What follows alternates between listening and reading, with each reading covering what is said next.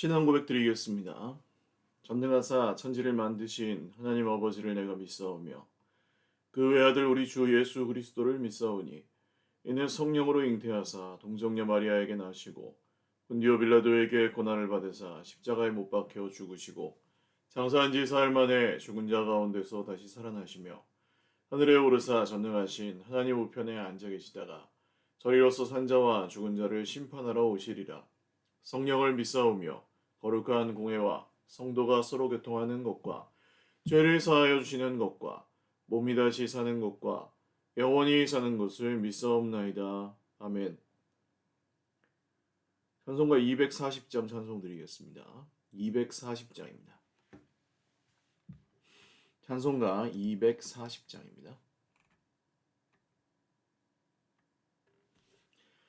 주가 맡긴 모든 역사 힘을 다해 마치고 밝고 밝은 그 아침을 맞을 때 요단강을 건너가서 주의 손을 붙잡고 기쁨으로 주의 얼굴 배우리. 나의 주를 내가 그의 곁에 서서 배우며 나의 주를 손에 못자국을 보아 알겠네. 하늘 날아 올라가서 주님 앞에 절하고 온유하신 그 얼굴을 배울 때 있을 곳을 예비하신 크신 사랑 고마워 나의 주께 기쁜 찬송 드리리. 나의 주를 내가 그의 곁에 서서 배우며 나의 주를 손에 못자국을 보아 알겠네. 이 세상을 일찍 떠나 사랑하는 성도들 나를 맞을 준비하고 있겠네. 저희들과 한 소리로 찬송 부르기 전에 먼저 사랑하는 주를 배우리. 나의 주를 내가 그의 곁에 서서 배우며 나의 주를 손에 못자국을 보아 알겠네. 여호와로운 시온 성에 들어가서 다닐 때 흰 옷 입고 황금길을 다니며 금고문고 맞추어서 새 노래를 부를 때 세상 고생 모두 잊어버리리. 나의 주를 내가 그의 곁에 서서 배우며 나의 주를 손에 못자국을 보아 알겠네. 아멘. 하나님 말씀 다니엘서 2장 1절에서 13절입니다. 구약성경 다니엘 2장 1절에서 13절 말씀입니다.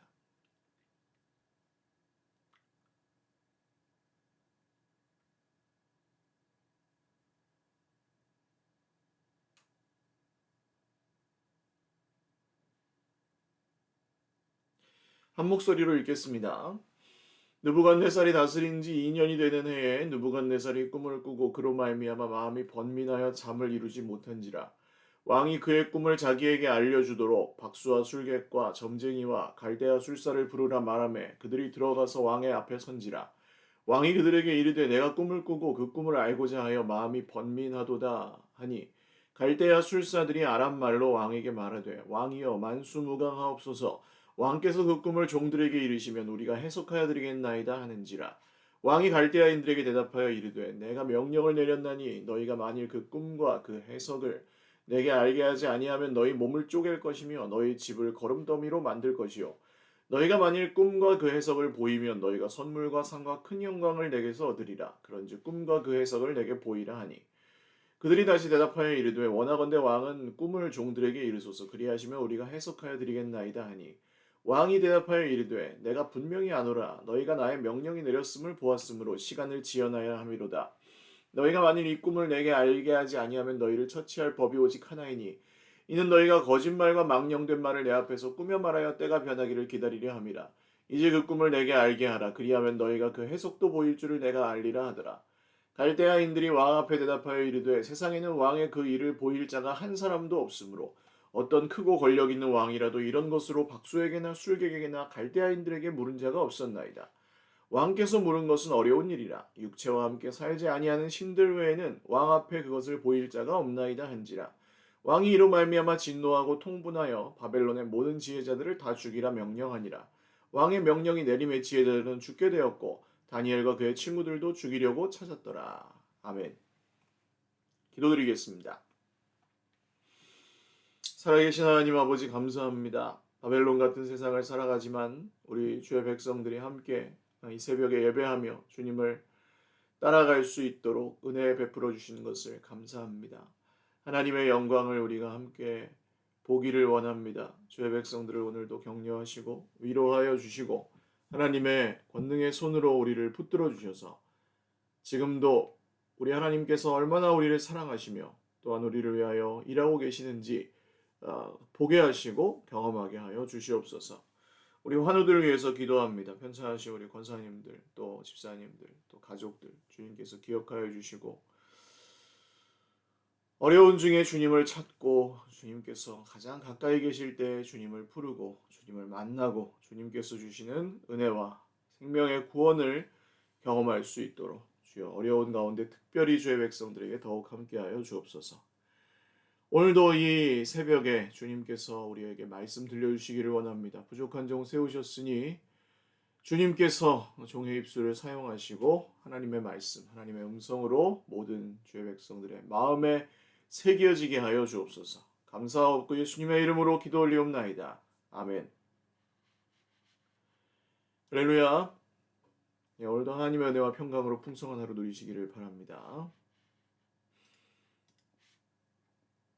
일이 있었죠. 이제 다니엘 2장부터는 사건이 발생하는데 느부갓네살 왕이 꿈을 꿨는데 이 꿈이 뒤숭숭한 거예요. 뒤숭숭한 정도가 아니라 이제 뭔가 정말 이 꿈은 중요한 의미를 갖고 있다. 그렇게 아마 생각이 들었던 모양이죠.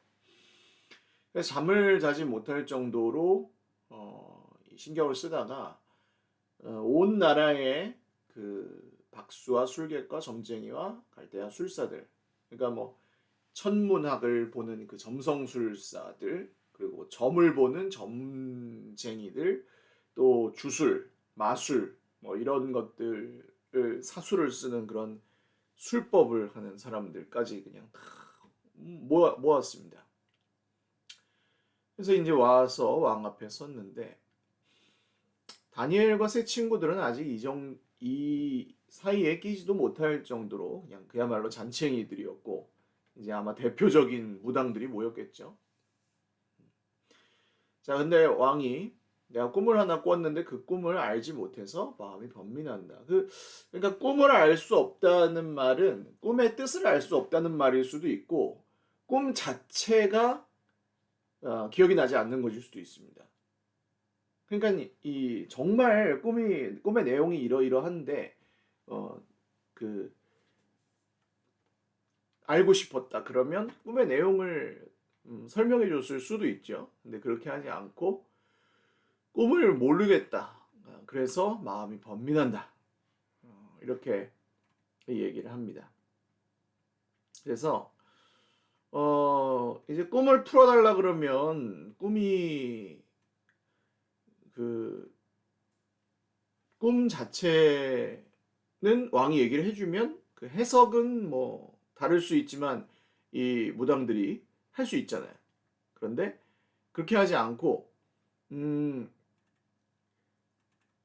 내용도 너희들이 맞춰보고 꿈의 뜻도 꿈 자체의 내용과 그 꿈의 뜻도 해석도 다 나에게 알려줘라. 해몽도 알려줘라. 그렇게 얘기를 한 거예요.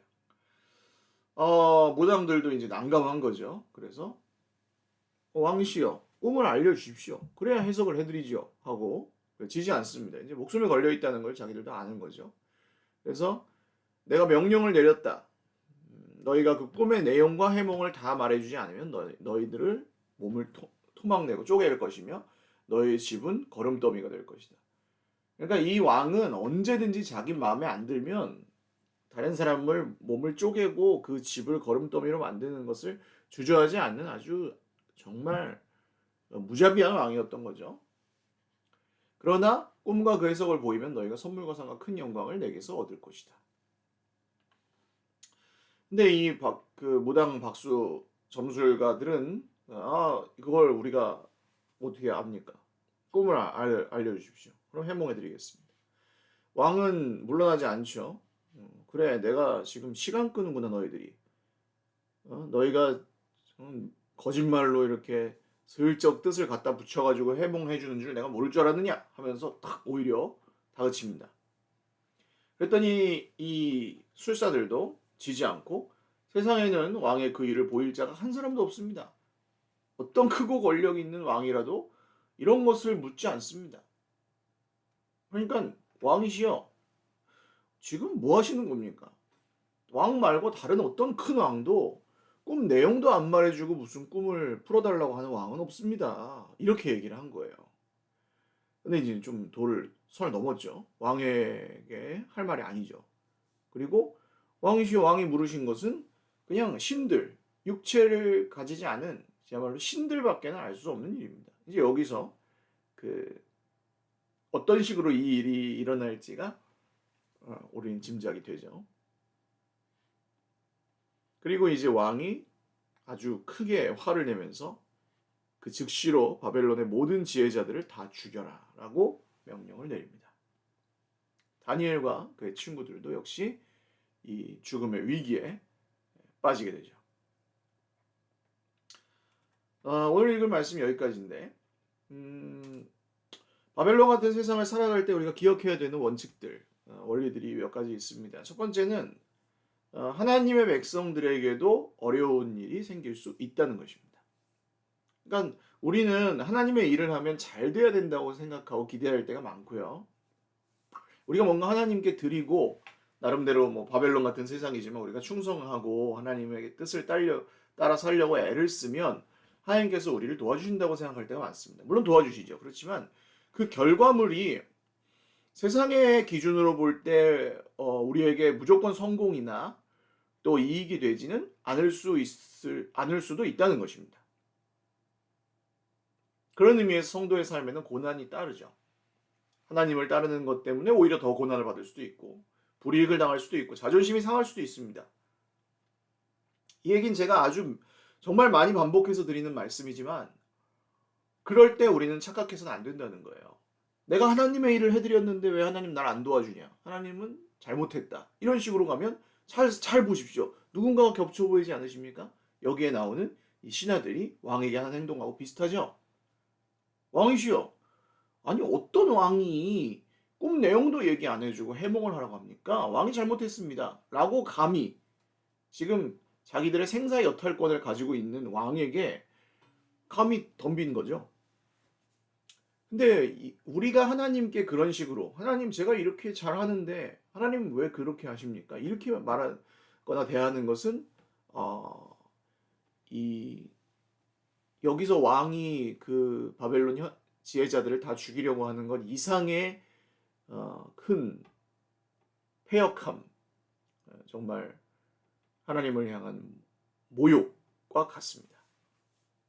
그래서 여러분 우리 삶에 고난이 따를 때 그 고난 중에 하나님이 지켜주시는 것을 믿고 우리 삶에 고난이 있을 수 있다는 것을 인정하는 것이 우리가 그 고난에 지배당하지 않고 이기는 첫 걸음이라고 할 수 있겠습니다.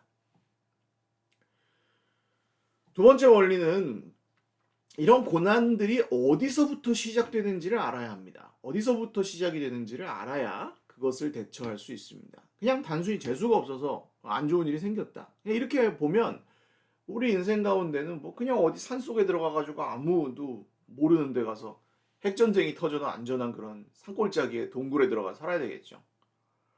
근데 그렇지 않죠. 그렇게 할 수도 없을 뿐더러 우리 인생에 일어나는 안 좋은 일들, 우리에게 오는 관계의 갈등들, 문제들 이런 것들이 어디서부터 오는지 오늘 말씀을 잘 보시면 힌트를 발견할 수 있어요. 이 왕은 자기의 꿈과 해몽을 다 보여주길 원합니다. 이게 관철되지 않으면 다 죽여버리겠다는 거예요. 그 술사들, 점쟁이들, 무당들, 박수들을 죽여버리겠다는 겁니다.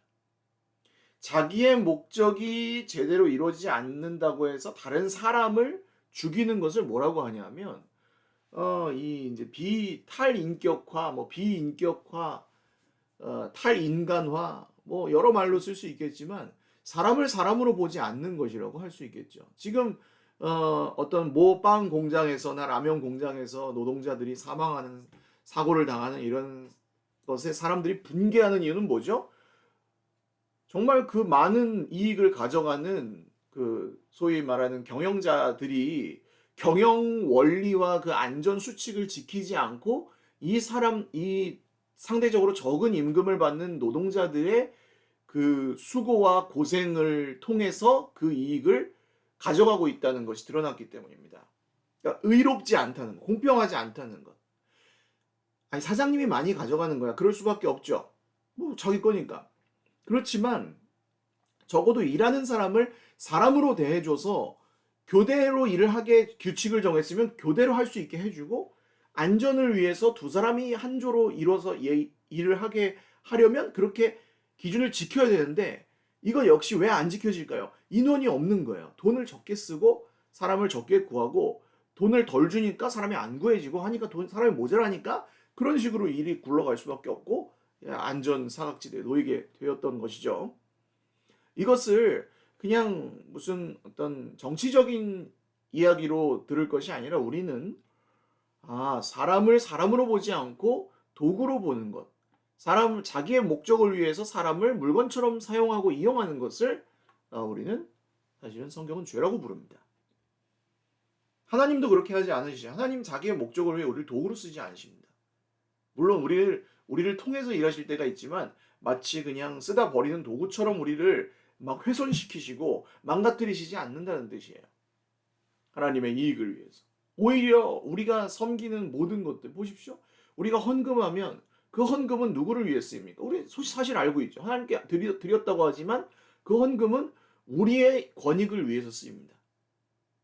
아니 뭐 목사님이나 교역자들 월급 아닙니까? 목사님이나 교역자들이 월급을 왜 받고 일하겠습니까? 여러분, 밖에서 아르바이트를 하는 것이 훨씬 더 많이 받아요. 근데 목사님이나 뭐 교역자들이 헌금을 가지고 생활을 하면서 이 말씀을 전하고 목양하는 사역들을 하는 이유는 무엇입니까? 그게 우리 공동체와 우리 모든 성도들에게 유익이 되기 때문이죠. 그러니까 결국 이런 우리가 하나님께 드리는 것들은 사실은 우리에게 돌아옵니다. 우리 유익으로 돌아옵니다. 더 큰 유익으로 돌아오기도 하고. 그래서 하나님은 우리를 그렇게 도구로 쓰시지 않는다는 것. 그리고 이런 모든 문제의 원인은 죄로부터 왔다는 것. 이것을 우리가 알아야 합니다. 우리 인생 가운데 어떤 문제나 어려움들이 생겼을 때 여러분 그게 어디서부터 왔는지를 잘 반추해 보시면 결국에는 그것들이 인간 세상에 만연한 하나님을 떠나서 깨어진 이 세상에 가득한 죄로부터 온 것임을 알 수 있으실 것입니다. 그리고 그 문제의 궁극적인 해결은 무엇이죠? 결국 그 죄를 이기시고 죄와 사망의 권세를 깨뜨리시고 우리에게 영원한 부활의 생명과 소망을 주신 예수 그리스도를 믿는 것뿐이라는 것. 이것이 우리의 소망이죠.